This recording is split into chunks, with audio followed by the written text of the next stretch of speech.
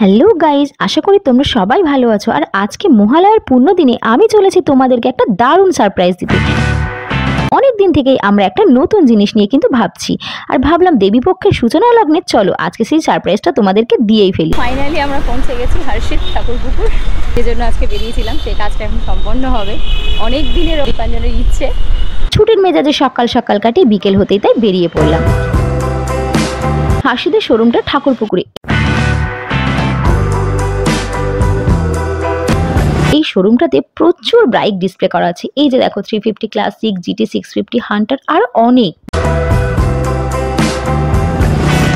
প্রায় 1 আওয়ার অপেক্ষা করছি, কারণ আজকে শোরুমে ভীষণ ভিড়, কারণ কাল থেকে GST বাড়ছে 350 সিসির বেশি বাইকগুলোতে।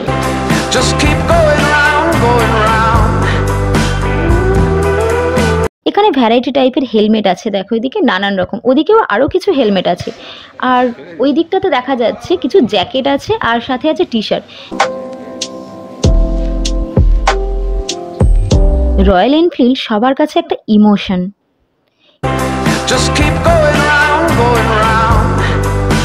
দেখতে দেখতে চলে এলো গরম গরম কফি। ফাইনালি রুস্তমদা চলে এসেছে আমাদের বুকিংটা করানো। রুস্তমদা মানুষটা কিন্তু ভীষণ কোঅপারেটিভ। পেপার ওয়ার্ক কমপ্লিট হলো। এরপর চলে গেলাম ওদের গোডাউনে, কারণ আমরা যে বাইকটা নেবো সেটা গোডাউনেই আছে, একবার চেক করার জন্য যেতেই তো হয়। জ্যাকেটগুলো দীপাঞ্জন দেখছে, মনে হয় কিনবে। জ্যাকেটগুলো ভীষণ ওয়েটি আর কোয়ালিটি ভীষণ ভালো। শোরুমটা দেখো ভীষণ সাজানো গোছানো, মানে চারিদিকে সবকিছু দিয়ে না বেশ পারফেক্ট।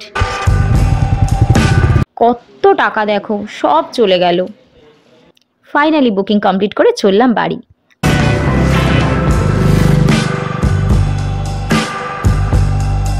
রাতের কলকাতা জানিয়ে দিচ্ছে মা আসছে।